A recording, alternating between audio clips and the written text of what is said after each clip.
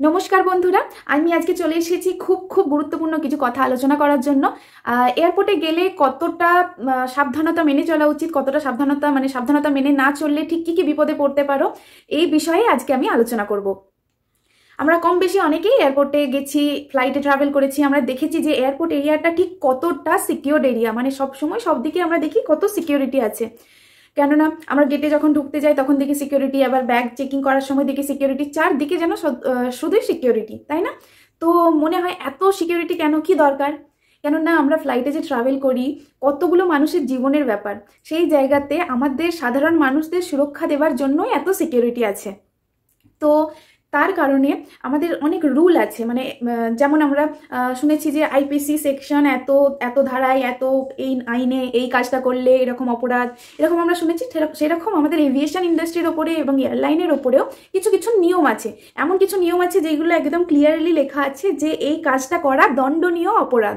মানে কিছু কিছু আছে যেমন পানিশেবল অফেন্স, মানে এই কাজটা করলে সেটা তোমার দণ্ডনীয় অপরাধ হবে। এবার অনেক সময় এমনটা হয় যে অপরাধ করার জন্য আমরা ভাবি যে অপরাধ কারা করে, যারা ক্রিমিনাল হয়, দাগি আসামি হয়, তারাই অপরাধ করে। কিন্তু এভিয়েশন ইন্ডাস্ট্রিটা এমনই একটা জায়গা না, যেখানে অপরাধ করার জন্য যে অপরাধীরাই অপরাধ করতে পারে এরকম ব্যাপার না। সাধারণ মানুষ হয়েও এমন এমন কিছু জিনিস আছে যেগুলো হয়তো না জেনে না বুঝে করেছো, কিন্তু সেটা অপরাধ হিসেবে গণ্য করা হয়, সেখানে তুমি শাস্তি পাবে অপরাধীর মতো। আবার অনেক সময় হয় তুমি হয়তো অপরাধটা করনি, কেউ তোমাকে ফাঁসিয়ে দিয়েছে, সেই ক্ষেত্রেও অপরাধী কিন্তু তোমাকে অপরাধী হিসেবেই গণ্য করা হবে। তো সেই জায়গাটায় যদি সাবধান হয়ে না চলতে পারো, অনেক অনেক কিছু সমস্যার সম্মুখীন হতে পারে। তো আমি এমন কিছু উদাহরণ দিয়ে বোঝাচ্ছি যে কাজগুলো এয়ারপোর্টে গিয়ে ভুল করেও করা উচিত না। যেমন ধরো, এয়ারপোর্টের ভিতরে গেছো, অনেক মানুষের সাথে পরিচয় হয়েছে, কথা বলেছো, করেছো, ঠিক আছে, কিন্তু এতটাও বন্ধুত্ব বাড়িয়ে ফেলো না যে সে বলছে যে আমার ব্যাগটা তুমি একটু দেখো, আমি একটু টয়লেট থেকে আসছি। কখনো এয়ারপোর্টে কারোর ব্যাগের দায়িত্ব নেবে না। কেননা হতেও পারে যে সে তোমার কাছে ব্যাগটা রেখে গেল, একটু পরে এসে দেখছো যে সিনেমাতে দেখো না, এটা কিন্তু সত্যি। ধরো পুলিশের একটা কুকুর থাকে, কুকুর এসে ব্যাগটাতে কিছু ডিটেক্ট করেছে, সেই সময় ব্যাগটা কার কাছে আছে? তোমার কাছে আছে। কে ধরা পড়বে? তুমি ধরা পড়বে। কে অপরাধী? তুমি অপরাধী। তুমি হয়তো ভাবছো আমি সাধারণ মানুষ, আমি কোনো রকম অপরাধ করতে পারি না, কিন্তু ফেঁসে যেতে তো পারো। সাবধান না থাকলে মানুষ ফেঁসে যেতে পারে। এবার ধরো তুমি সেই জায়গায় অনেক বলছো যে ব্যাগটা আমার না, ব্যাগটা আমার না, তারা হয়তো চেষ্টা করবে আসল অপরাধীকে খুঁজে বের করার, কিন্তু you are also part of it, তুমিও এটার একটা অংশ। তো তোমাকে ছেড়ে দেবে না মোটেও। তোমার নামে ব্যাগটা পাওয়া গেছে মানে তোমাকেই প্রথম সাসপেক্ট করা হবে, মানে তোমাকেই প্রথম সন্দেহ করবে তারা। তো তোমাকেই অপরাধী হিসেবে সন্দেহ করবে, তাই না? আর একটা জিনিস, নিজের ব্যাগও কখনো কারোর দায়িত্বে রেখে যাবে না। হয়তো হতেও পারে তোমার ব্যাগে কেউ কিছু ঢুকিয়ে দিতে পারে। তো সবসময় এয়ারপোর্টে গেলে নিজের যে সমস্ত জিনিস সবসময় নিজের কাছে রাখার চেষ্টা করবে, আর অন্য কারোর জিনিসের দায়িত্ব নেবে না ভুল করেও, ঠিক আছে? আর কেউ যদি বলে যে তুমি ওখানে যাচ্ছ, আমার কেউ ওখানে রিলেটিভ আছে, তাকে এই জিনিসটা দিয়ে দেবে, কখনো সেই জিনিসটা না খুলে দেখে প্রথমত না নেওয়ার চেষ্টা করবে। দ্বিতীয়ত যদি খুব না নিলে অসুবিধা হবে বা না বলতে পারছো না বা কিছু ইম্পর্টেন্ট তোমার মনে হচ্ছে যে হ্যাঁ কারোর উপকার হয়ে যাবে, তো সেই জিনিসটা খুলে দেখে নেবে, তারপরে নিয়ে যাবে। এরকম না কেউ কিছু একটা প্যাকেট দিয়ে দিল, তুমি নিয়ে চলে গেলে, এয়ারপোর্টে গিয়ে জানতে পারলে সেটা অন্য কিছু, ধরা পড়ে গেলে। তো সেখানে সাবধানতা বজায় রাখতে হবে। আর একটা কেস হতে পারে, যেমন আমাদের যারা ট্রাভেল করেছো জানো যে কিছু কিছু এয়ারলাইন আছে 15 কেজির বেশি, ব্যাগ যখন 15 কেজির বেশি হয়ে যায় তখন কি করে, এক্সট্রা পেমেন্ট চার্জ করে, যত কেজি এক্সট্রা লাগেজ থাকে তত চার্জ করে। তো কেউ ধরো তুমি ব্যাগ নিয়ে যাচ্ছ না, জাস্ট তুমি একটা বিজনেসের কারণে যাচ্ছ, তোমার কাছে কোনো ব্যাগ নেই। তো তোমাকে কেউ দেখতে পেলো যে তোমার কাছে ব্যাগ নেই, তো এসে বললো যে আমার ব্যাগটার ওজন অনেক বেশি হয়ে যাচ্ছে, তো আমাকে এক্সট্রা চার্জ দিতে হবে, আমার এত টাকা খরচ হয়ে যাবে। তো তোমার কাছে যেহেতু ব্যাগ নেই, তো তুমি আমার ব্যাগটা তোমার নামে চেক ইন করিয়ে নেবে। তো তুমি ভাবলে বেচারা এরকমভাবে বলছে, তোমারও খুব দয়া মায়া হলো, তো তুমি কি করলে, তার ব্যাগটা তোমার নামে চেক ইন করালে। এবার সেই চেক ইন করা ব্যাগটা সিকিউরিটি চেকিংয়ে যাবে, তো সেখানে গিয়ে হয়তো ব্যাগটা থেকে কিছু ধরা পড়লো যে এই জিনিসটা নিয়ে যাওয়া অ্যালাউড না, বা কোনো কিছু জিনিস খুব প্রহিবিটেড জিনিস যেটা ওই ব্যাগটার মধ্যে ধরা পড়লো। সেখানে ব্যাগটা কার নামে চেক ইন আছে? তোমার নামে চেক ইন আছে। তাহলে কে ধরা পড়বে? তুমি ধরা পড়বে। তুমি হয়তো বলবে যে না আমার ব্যাগটা না, কিন্তু তোমার নামে তো আছে, তো প্রথম অপরাধী তুমি।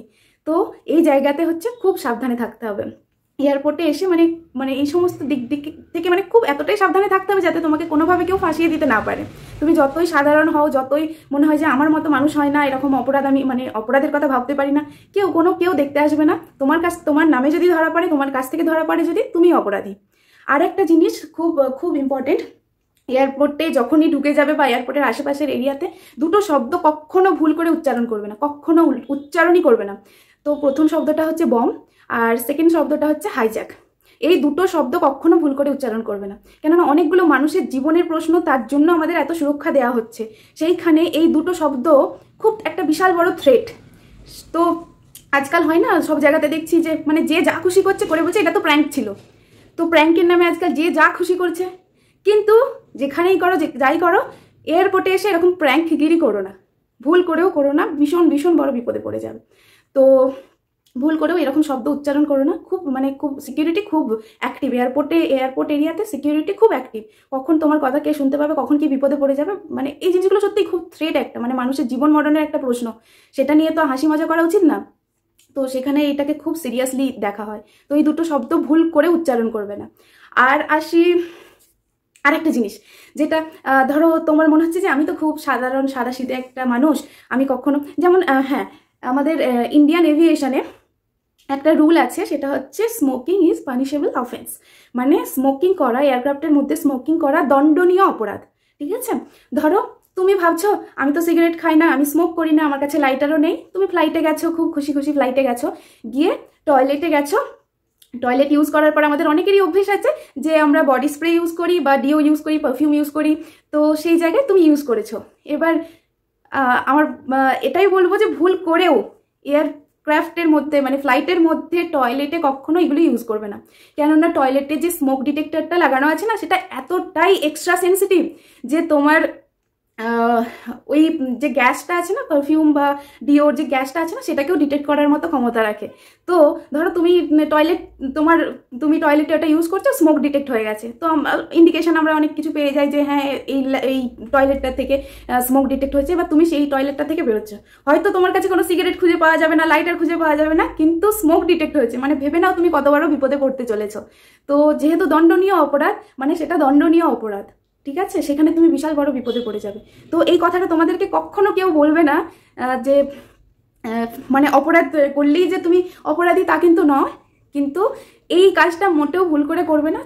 তুমি সিটে এসে স্প্রে করো, যা খুশি করো, কিন্তু টয়লেটে গিয়ে কখনো কোনো রকম স্প্রে ইউজ করবে না, কেননা এই জন্য আমাদেরকেও ইনস্ট্রাকশন দেওয়া আছে, আমাদের যদি টয়লেটে কোনো রকম এয়ার ফ্রেশনার বা কোনো রকম ডিসইনফেক্টেন্ট স্প্রে ইউজ করার দরকার পড়ে, তো আমরা ফ্লোর লেভেলে ইউজ করি, আমরা কখনো টয়লেটের মাঝে বা উপরে ইউজ মোটেও করি না, কেননা একবার যদি স্মোক ডিটেক্ট করে নেয়, সেটা মানে আমাদের অনেক প্রসিজার ফলো করতে হয়, কেননা স্মোক যেখানে থাকে সেখানে ফায়ার হওয়ার চান্স আছে, মানে আগুন থাকার চান্স আছে। তো আগুন মানে একটা ফ্লাইটে আমাদের ওটাও একটা থ্রেট বিশাল বড়।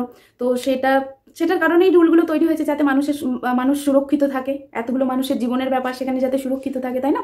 তো এরকম ভুল করেও করো না। এই যে রুলগুলো আছে, এগুলো যে শুধু প্যাসেঞ্জারদের জন্য তা কিন্তু না, এগুলো মানে এয়ারলাইন স্টাফদের জন্য আরও বেশি স্ট্রিক্ট আমাদের জন্য রুল। আমাদেরকে আরও সাবধানে থাকতে হয়, কখন কোন মুহূর্তে কিভাবে ফেসে যাবো আমরা জানি না। একটা খুবই ইন্টারেস্টিং ইনফরমেশন দিই, অনেকেই হয়তো জানো না, মানে যারা ফ্লাই করে, ক্রু মানে ক্যাবিন ক্রু হোক বা পাইলট হোক, মানে ডিউটি শুরু করার প্রথমে আমাদেরকে অ্যালকোহল টেস্ট করা হয় আমাদের মুখে। তো মানে একটা মেশিন আছে, তাতে একটা পাইপ লাগানো থাকে, ফু দিতে হয়, সেটাতে অ্যালকোহল টেস্ট করা হয়। তো মানে ওই মেশিনটা এতটাই অ্যাকুরেট ডিটেক্ট করে না, মানে যদি তোমার 0.001% ডিটেক্ট হয়ে যায় না, তোমার অ্যালকোহল যদি ডিটেক্ট হয়ে যায়, তো তুমি সেদিনে ফ্লাই করছো না। তো অনেক নিয়ম আছে আমাদের ফ্লাইং, সবারই যেমন ড্রাইভিং লাইসেন্স থাকে, আমাদের সেরকম ফ্লাইং লাইসেন্স থাকে। তো সেটা ফ্লাইং লাইসেন্সে আমাদের এন্ট্রি হয়ে যায়, তো আমাদের অনেক পানিশমেন্ট পেতে হয়, আমাদের সাসপেন্ড করে দেওয়া হয়, অনেক কিছু রুল আছে। এবার আমি বলি, আমরা যে অ্যালকোহল মানে ড্রিঙ্ক করলেই যে আমাদের মুখে অ্যালকোহল পাওয়া যাবে তা কিন্তু না। অনেক কিছু জিনিস আছে যেটার কারণে আমাদের মুখে অ্যালকোহল পাওয়া যেতে পারে, যেমন হোমিওপ্যাথি ওষুধ আছে, যেমন কাশির যে সিরাপটা আছে সেটাতে অ্যালকোহল আছে, আমরা যে ডিও স্প্রে করি তাতে অ্যালকোহল আছে, আমরা যে নেল পেন্ট লাগাই তাতে অ্যালকোহল আছে। তো এমন সিচুয়েশন হতে পারে যে আমি ফ্লাইটের 10 ঘন্টা 12 ঘন্টা আগে হয়তো হোমিওপ্যাথি ওষুধ খেয়েছি বা কাশির সিরাপ খেয়েছি, তো সেইটা আমার মুখে অ্যালকোহল ডিটেক্ট করে নিতে পারে, মানে সেটা থেকেও আমার মুখে মানে ওই মেশিনটা এতটাই অ্যাকুরেট যে ওটা থেকেও আমাদের অ্যালকোহলের স্ট্রেস পাওয়া যেতে পারে।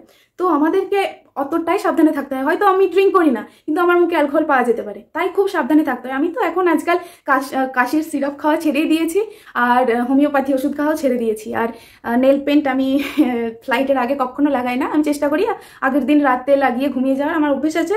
নেল পেন্ট লাগানোর পর একটু মানে সঙ্গে আমার এরকমভাবে হাত দিয়ে চেক করার অভ্যেস আছে যে শুকালো, তো তাই আমি চেষ্টা করি রাতে লাগিয়ে শুয়ে যাওয়ার, এভাবে হাতটাকে এরকম করে রেখে ঘুমিয়ে যায়।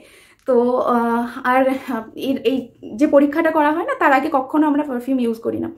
কেননা বলা যায় না, ভুল করে যদি অ্যালকোহল চলে আসে আমাদেরকে, তো সেই জায়গায় আমরা ফেসে যাব না। হয়তো আমরা মনে প্রাণে জানি আমরা ড্রিঙ্ক করি না, ভগবান জানে আমরা ড্রিঙ্ক করিনি, কিন্তু সেই জায়গায় আমরা ফেসে যাব না।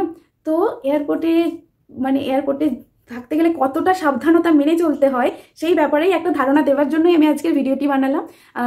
আশা করি তোমরা সবাই খুব সাবধানে থাকবে, মানে তোমরা ব্যাপারটা বুঝবে যে মানে সাবধানে থাকাটা কতটা ইম্পর্টেন্ট। বাস আজকের মতো এই পর্যন্তই, আর কিছু বলার নেই এখন। তবে আসছি, টাটা, বাই বাই।